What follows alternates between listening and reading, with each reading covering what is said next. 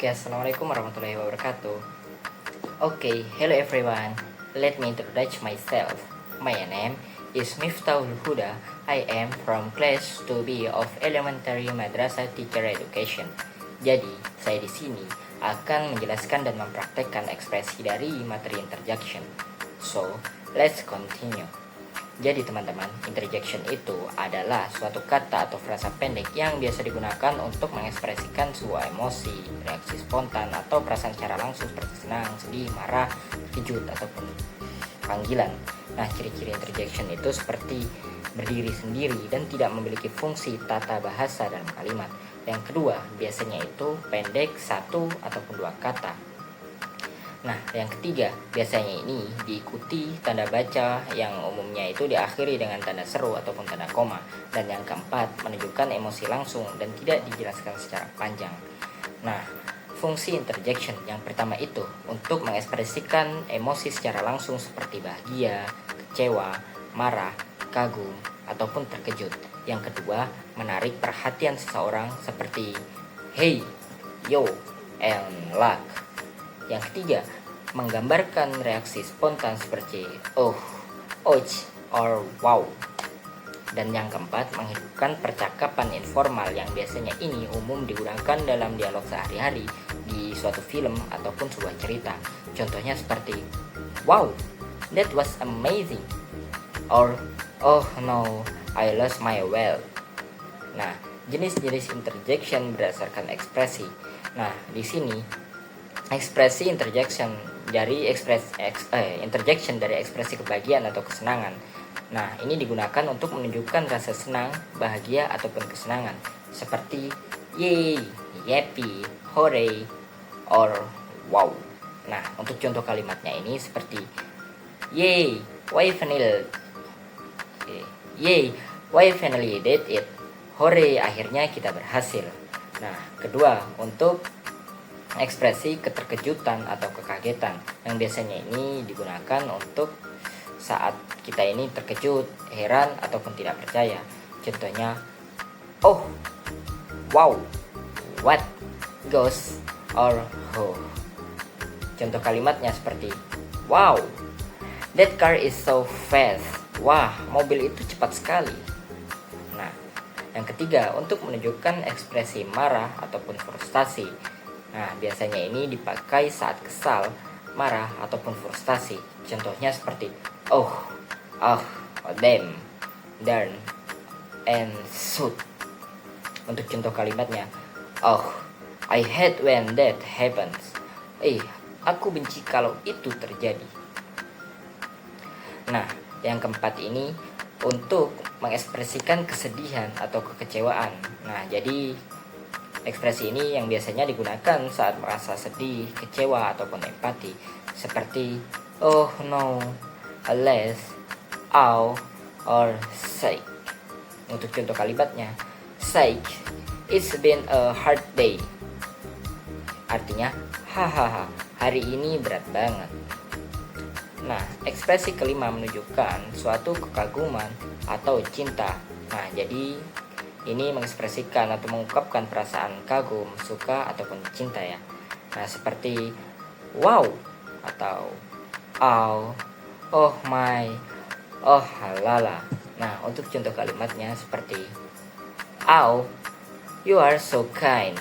Aduh, kamu baik sekali. Nah, keenam, untuk menunjukkan suatu ekspresi keraguan ataupun netral. Nah, sering digunakan dalam berpikir, menunda jawaban, ataupun ragu-ragu seperti oh, or well. Nah, untuk contoh kalimatnya seperti let me think about it. Biar kupikir dahulu. Nah, ketujuh, untuk menunjukkan ekspresi ketidaksabaran ataupun bosan. Nah, menunjukkan rasa bosan, jenuh, ataupun tidak peduli. Contohnya atau nah, untuk contoh kalimatnya ini seperti I don't care. Biasa saja, aku tidak peduli. Nah, untuk kedelapan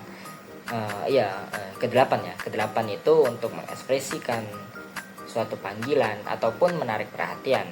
Nah, biasanya ini digunakan untuk memanggil ataupun mengajak seseorang untuk berbicara seperti hey, hello, you, luck, or who. Nah, contoh kalimatnya itu seperti hey, what are you doing? Hey, kamu lagi ngapain? Atau hai, kamu sedang apa? Nah, untuk yang terakhir itu menunjukkan ekspresi ataupun ucapan atau salam. Nah, biasanya ini digunakan untuk menyapa atau mengucapkan selamat dan berpamitan. Contohnya seperti hi, bye, cheers, congratulations, and thanks. Nah, untuk contoh kalimatnya itu seperti cheers to your success, yang artinya mari untuk kesuksesanmu. Oke, mungkin cukup sekian dari penjelasan saya tentang materi interjection sekaligus ekspresi dari saya. Nah, lanjut ke materi kedua. Oke, lanjut ke pembahasan kedua. Pembahasan kedua itu tentang determiner. Nah, jadi determiner ini adalah kata yang digunakan di depan kata benda atau noun untuk memberikan suatu informasi tambahan tentang benda tersebut. Nah, determiner ini juga membantu kita mengetahui apakah benda itu sudah dikenal atau belum, jumlahnya berapa, miliknya siapa, dan sebagainya.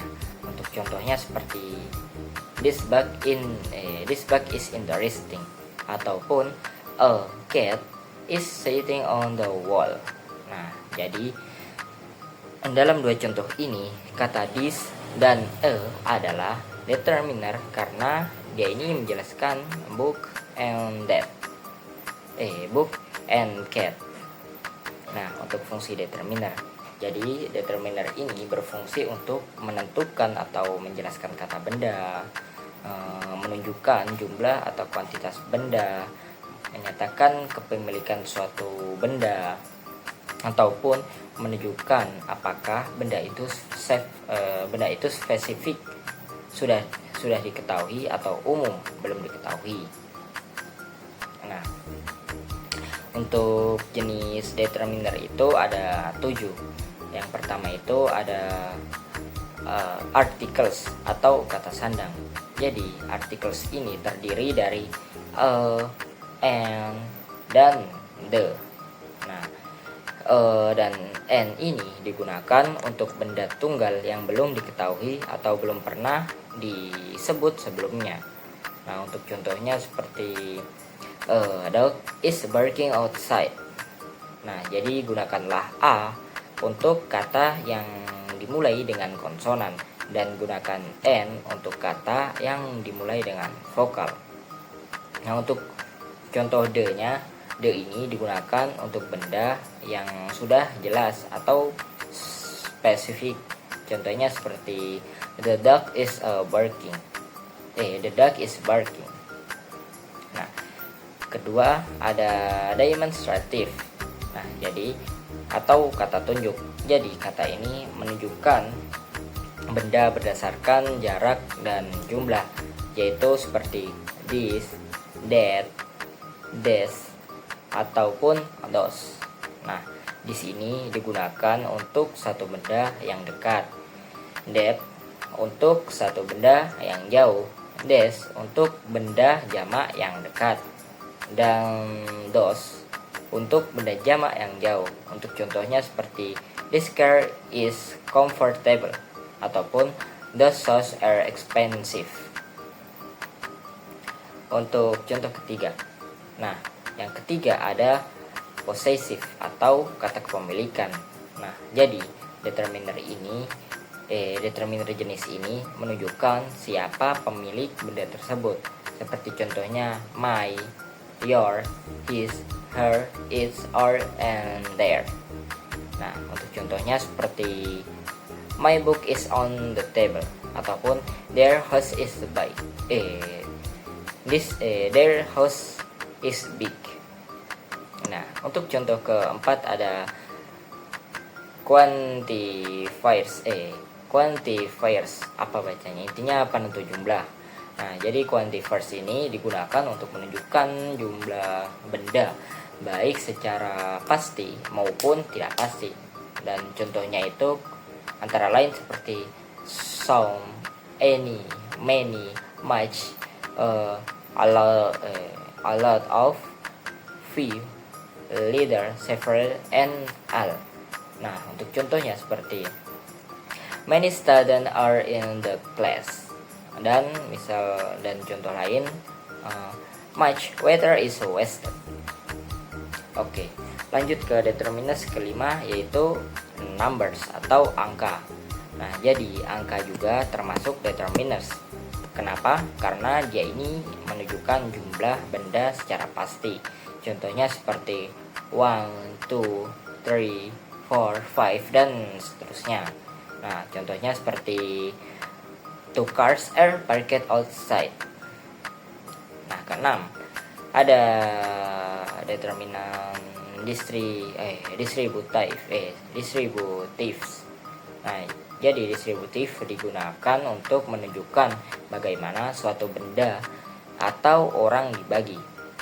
Untuk contohnya seperti each, every, either, dan neither. Nah, contoh kalimat seperti each student has a pencil ataupun neither answer is correct. Nah, untuk contoh terakhir, yaitu yang ketujuh, ada integrative determiners, yaitu determiners yang digunakan dalam bentuk pertanyaan seperti what. Oke, mohon maaf, tadi HP saya ada kendala, HP saya ada mati, jadi kita lanjutkan saja. Jadi untuk determiners yang terakhir atau yang ketujuh ada interrogative determiners, yaitu adalah yang digunakan dalam bentuk pertanyaan. Jadi maksudnya ini determiners ini digunakan dalam bentuk pertanyaan seperti what, which, ataupun was. Nah, untuk contoh katanya itu seperti what color do you like, ataupun was big is this. Nah, oke, mungkin cukup sekian itu contoh-contohnya. Jadi kesimpulannya yang bisa saya tangkap tentang determiners ini, yaitu determiner sangat penting dalam bahasa Inggris karena membantu kita untuk menjelaskan suatu benda secara lebih jelas, menyatakan jumlah kepemilikan dan pilihan, dan juga menyusun kalimat agar lebih lengkap dan tepat. Oke, mungkin cukup sekian penjelasan saya tentang interjection dan determiners. Oke, mungkin misalnya ada kesalahan atau yang kurang paham, jadi saya mohon maaf. Wassalamualaikum warahmatullahi wabarakatuh.